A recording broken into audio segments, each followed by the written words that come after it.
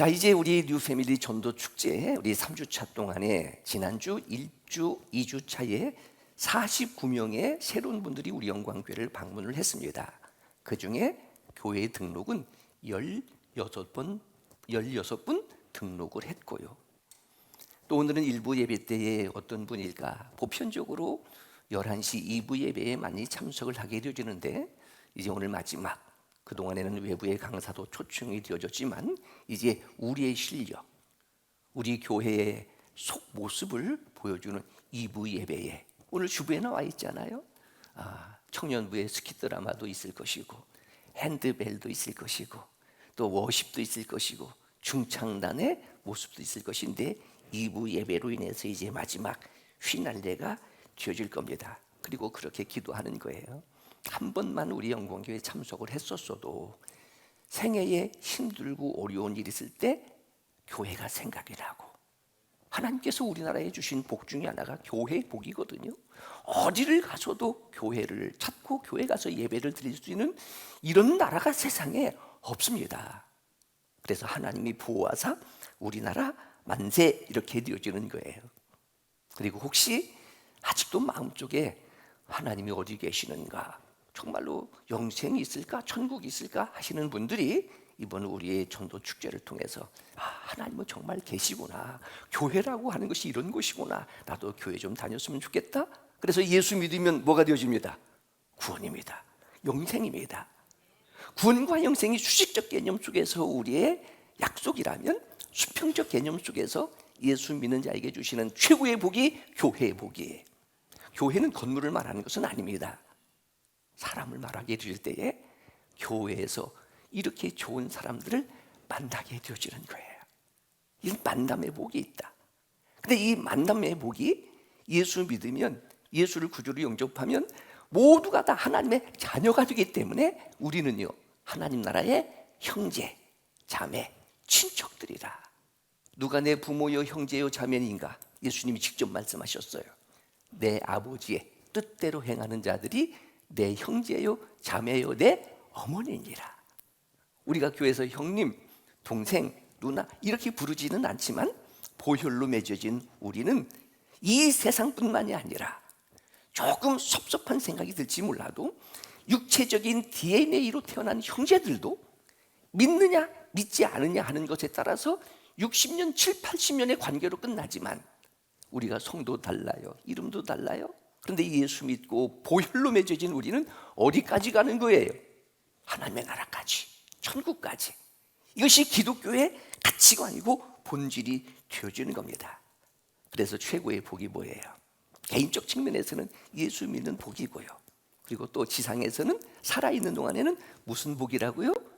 교회의 복이다. 자, 우리 옆 사람과 한번 해볼까요? 당신은 하나님의 축복입니다. 그래요.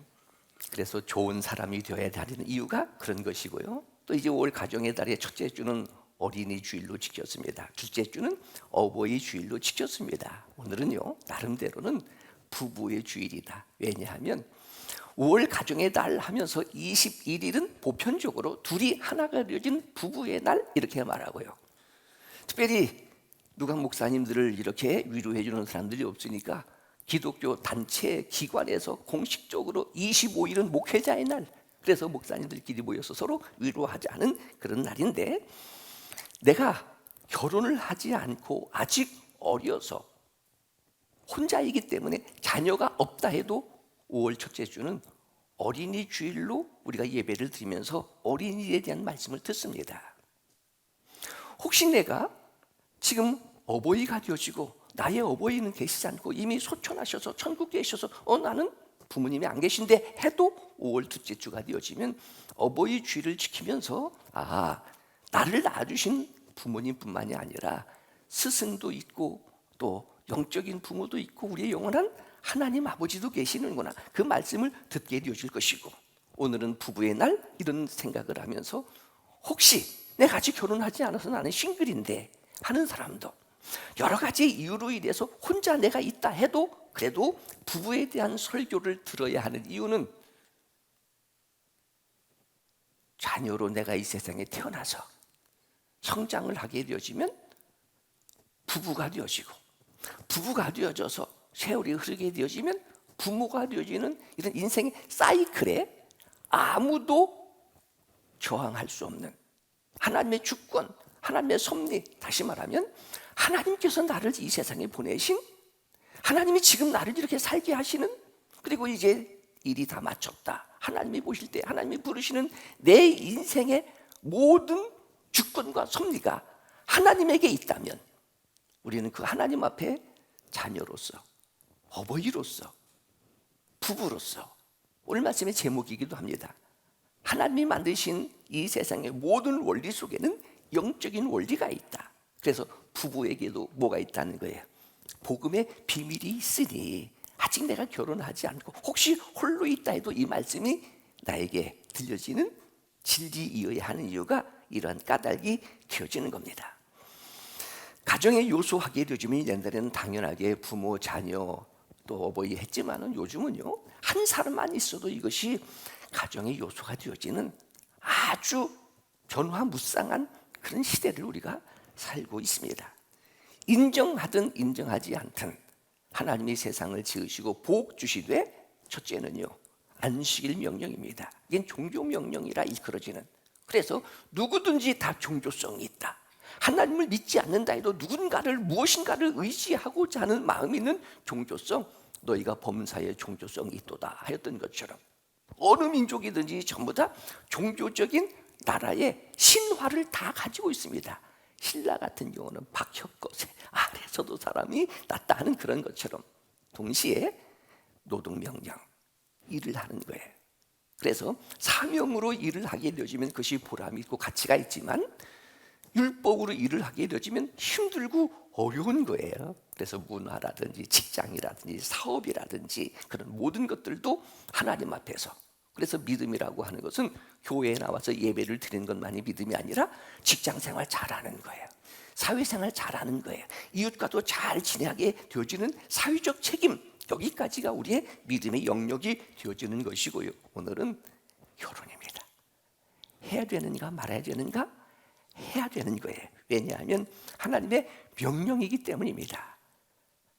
전혀 죄가 없었던 원시 상태의 아담, 하나님께서 홀로 독초한 것이 좋지 못하니 우리가 아는 것처럼 깊이 잠들게 하여 갈빗대 하나를 가지고 하와를 만들어 이제 에덴 동산에서 처음에 에덴 가정의 주례사, 이것이 창세기 2장 24절이고 이 24절의 이 내용을 해석하는 것이 오늘 바울 신학의 유명한 오늘 에베소서 5장 22절의 내용입니다.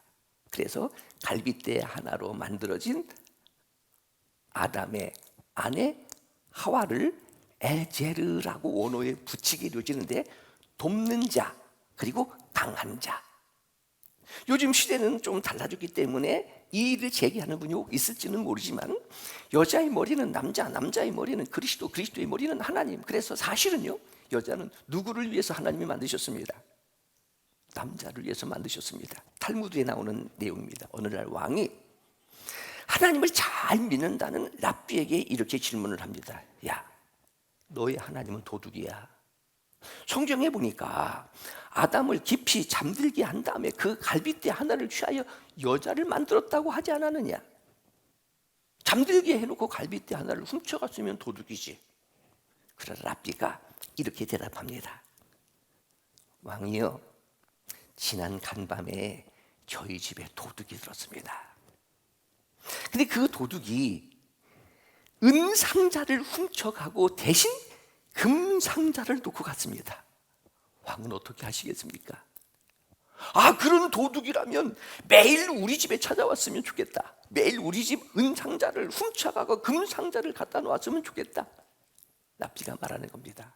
왕이시여, 남자 갈빗대 하나를 잃고 자신을 도와줄 여자를 얻은 것이 얼마나 큰 축복입니까?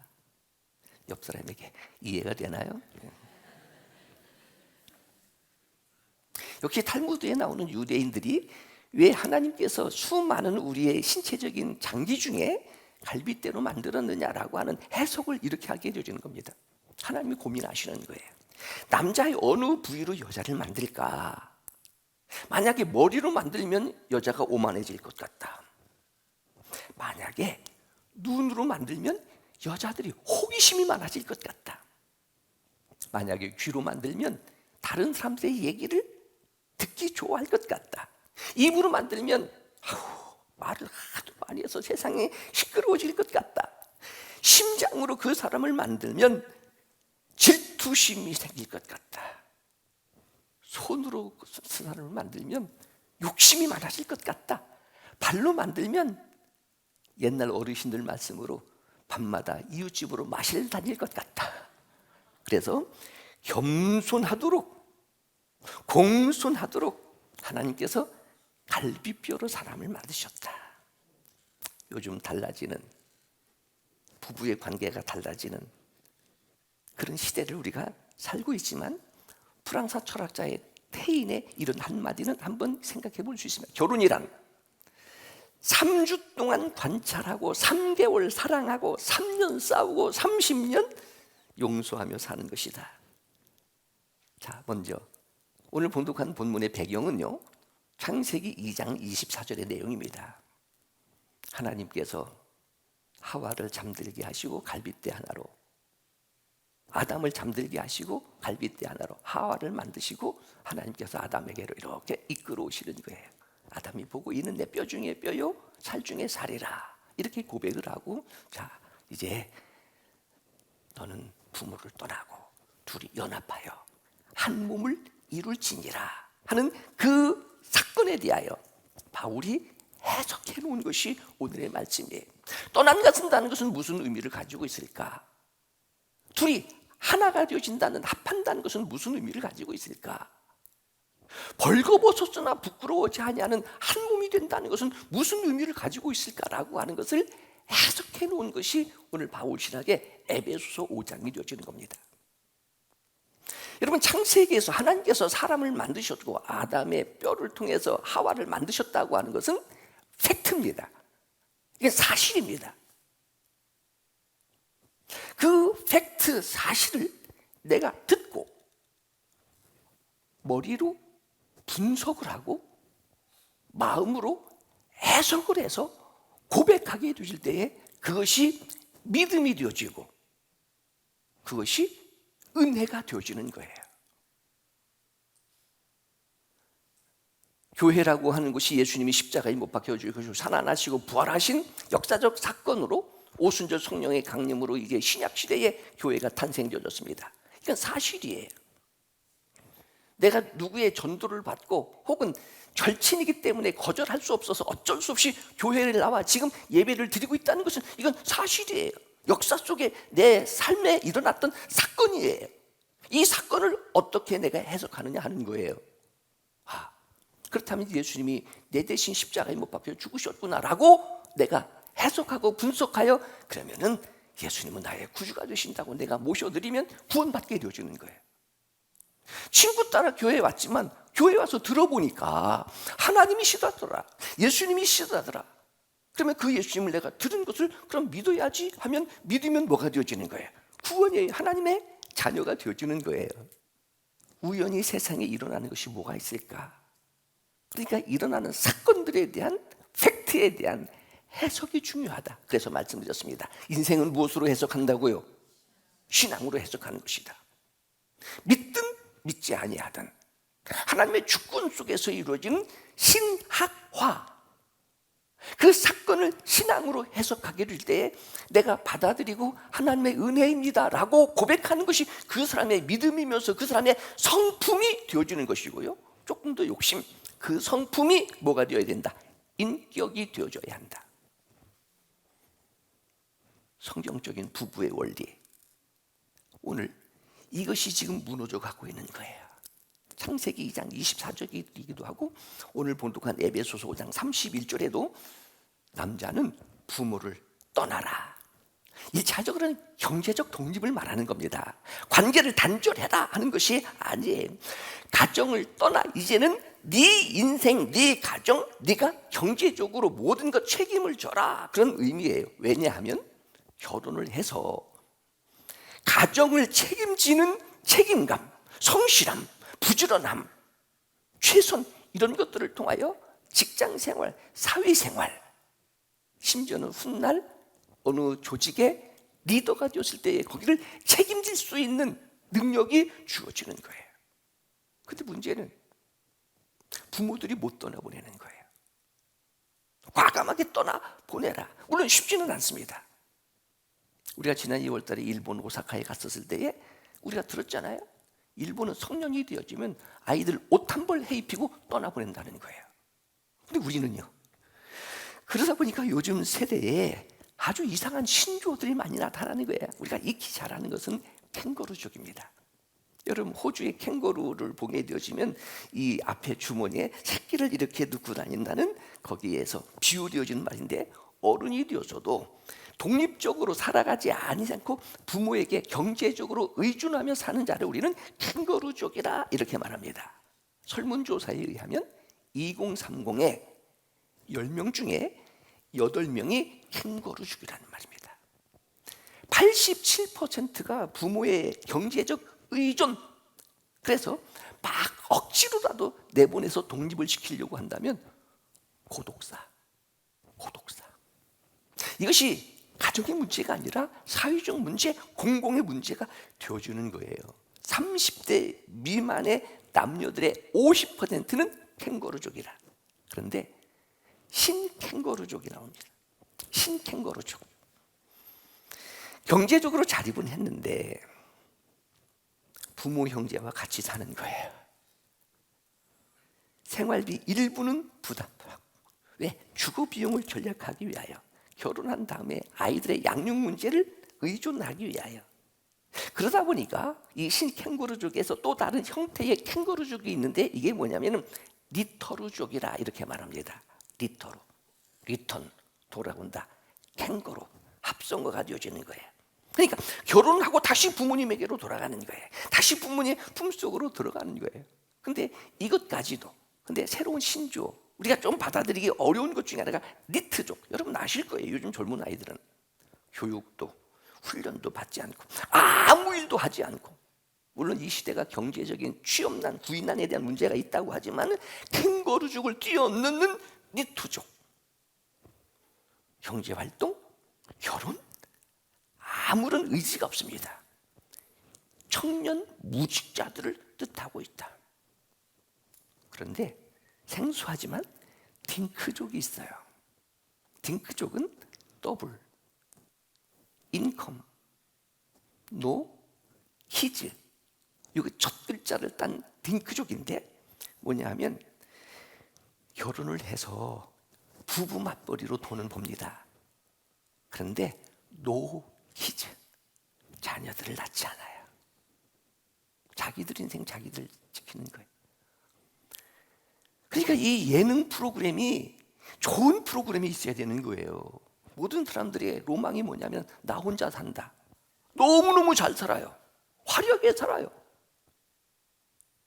또 어떤 프로그램에 살아보고 뭐 이런 프로그램도 있게 되어지고요. 그러니까 이 딩크족은요, 또 새로운 파생, 딩펫족. 아이들은 낳지 아니하고 뭘 길러요? 반려동물들을 기르게 되어집니다. 그러니까 우리나라가 최저 출산국 0.6%대. 2050년이 되어지면 없어지는 나라 중에서 첫 번째가 우리나라라는 거예요. 그러니까 우리가 전도하고 예수 믿고 교회가 부흥되고 교회가 성장해야 되는 이유가 단순히 나 혼자 구원받는 정도의 차원이 아니라, 우리 가정 차원이 아니라 이게 나라의 생존이 갈려있다. 지금 이렇게 나가고 있는 거예요. 그러다 보니까 싱크족이 나와요. 싱크대를 말하는 게 아니라 싱크족. 결혼을 했는데도 아이 없이 그냥 사는 사람들을 딩펫족이라고도 하지만 싱크족이라고 하는 거예요. 그러다 보니까 홀로 사는 거예요. 결혼을 했어도 부부의 뭐 이렇게 법적으로 하는 것도 없이 그냥 사는 거예요. 요즘 편의점에 가게 되어지면 돈 얼마 주면은 아침, 점심, 저녁 해결 다 됩니다. 반찬 다 해결되어집니다. 그러니까 남자들 같은 경우는 옛날에 그런 문제를 위해서라도 결혼을 하는 여자의 필요성도 있었는데, 지금 여자 없이도 얼마든지 이 세상 사는데 어려움이 없어요. 왜냐하면 두 번 얘기하면 잔소리가 되어지거든요. 더 나아가서 체인지족, 아내가 남편 역할, 남편이 아내 역할. 그게 젠더라고 하는 의미도 있고 동성애라고 하는 의미도 있고요. 여러분, 대전에서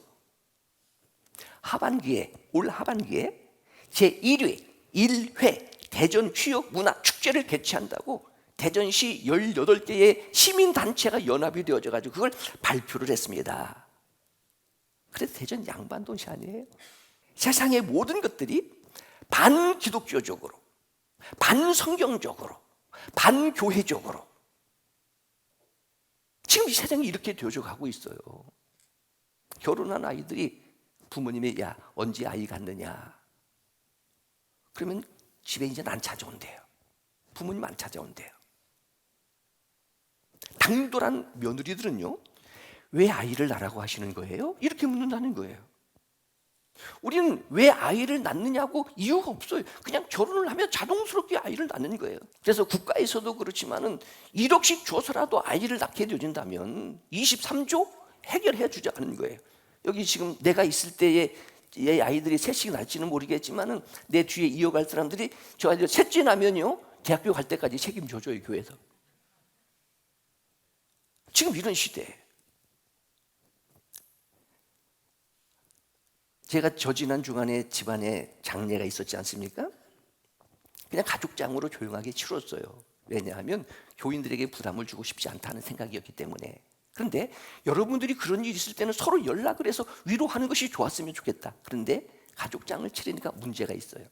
다행히 집사람의 오빠도 있고 집사람의 동생도 있고 또 제가 결혼한 딸들이 제 사위가 있다 보니까 가족장을 치러도 무언할 수는 있다. 운구는 할 수 있더라. 그래서 앞으로 장례식장에서 운구해주는 아르바이트생들도 생길 수 있겠구나 생각이 드는 게, 왜? 필요하니까. 한 명, 두 명이다 보니까 운구할 사람이 없는 거예요. 그러니까 교인들이 장례가 났을 때는 장로님, 안수집사님들은 무조건 가시는 거예요. 오늘 이런 시대를 살고 있다. 휴여 축제라는 게 뭐예요? 동성애라고 하는 게 뭐예요? 그러니까 교회가 부흥되어야 되고 교회의 부흥을 위하여 우리가 전도해야 되는 이유가 단순히 교회가 부흥되고 성장하면 우리끼리 잘 먹고 잘 살자 이런 차원이 아니라, 따라하겠습니다. 교회가 살면 가정이 살고 교회가 살면 나라가 삽니다. 그래서 말씀드렸잖아요. 애국의 믿음, 애국의 교회가 되자. 우리나라는 기독교 국가는 아니지만 시작이 기도하고 시작한 나라예요. 애국가. 하나님이 보호하사 우리나라 만세. 그래서 예배 전에 애국가를 항상 부르고 시작하고 싶은 그런 마음이기도 하고요. 교회가 교회되어야, 교회가 부흥되어야 가정도 살고 나라도 살고 이런 사명감 가지고 살자. 그리고 아내와 연합하여, 합하여라고 하는 것은요, 떠난다라고 하는 것은 독립적 의미를 갖고 있다면 합한다라고 하는 것은 믿음의 의미를 갖고 있습니다. 믿음이라는 것은 뭐예요? 영접하는 자, 곧 그 이름을 믿는 자들에게는 연합이 하나가 되어지는 거예요. 아내와 남편, 남자와 여자가 테이핑하는 거예요. 옛날 결혼식 하게 되어지면은 큰 천으로 신랑 신혼 부부를 다 묶어 놓는 것처럼 하나가 되어지는 것. 믿음의 성격, 합한다는 것은 그런 의미를 가지고 있다. 둘이 한 몸이 될지니라. 무슨 의미일까? 믿음도 하나요, 주도 하나요, 성령도 하나요, 세례도 하나이고, 예수를 내가 믿는 순간 예수님이 내 안에, 나는 주 안에, 이런 의미를 갖고 에덴 동산에서 하나님께서 가정을 만드시고 가정이 곧 교회가 되어져서 만드신 이 에덴 동산을 관리하라, 다스리라, 심지어는 생육하라, 번성하라. 이 사건에 대하여 오늘 봉독한 말씀에 바울의 해석이, 신앙적인 해석이 뭐냐 하면은, 자 그러면은 이 부부는 어떻게 해야 되느냐라고 하는 것, 첫 번째는요, 아내가 먼저. 그래서 말씀드렸어요. 남자는 흙을 지어서 생기를 불어 생명이 되어진 무기질입니다. 흙입니다. 근데 여자는요, 재료가 달라요. 우리의 몸인 뼈를 통해서 유기질로. 그러니까 여자들의 재료가 다른 거예요. 그러니까 먼저 오늘 말씀해 보면 성경이 성령의 감동으로 기록이 되었다고 하면 글자 한자 한자가 유기적 완전 축자 영감에 기록되어져 있으니 아내들이여 하게 해주실 때는요, 먼저 가정에 누가 중요하다? 아내가 중요하다. 그러니까 남편하고 기싸움 하지 마요. 그냥 아내가 먼저 큰 그릇이니까 재료가 다르니까 저거 무기질이라 그래, 저거 흙이라 그래 생각하고 그냥 받아주는 거예요. 그리고 어떻게 하자? 복종하자. 누구에게 하듯 죽게 하듯. 아브라함이 믿음의 조상이 되고 축복의 조상이 되신 것은 그가 위대하고 훌륭했다라고 하는 건 두 번째 문제이고요, 사라의 아내가 있었습니다. 사라가 아내 남편을 누구라고 불렀어요? 주라고 불렀어요. 적은 부분이지만 팔불출이 좀 한번 되고 싶은 이 시간이라면, 제가 이렇게 행복하게 이 목사의 자리를 지킬 수 있는 것은 브레이크도 걸기도 하고 격려도 해주는 누가 있었다? 아내가 있다. 아내가 있다.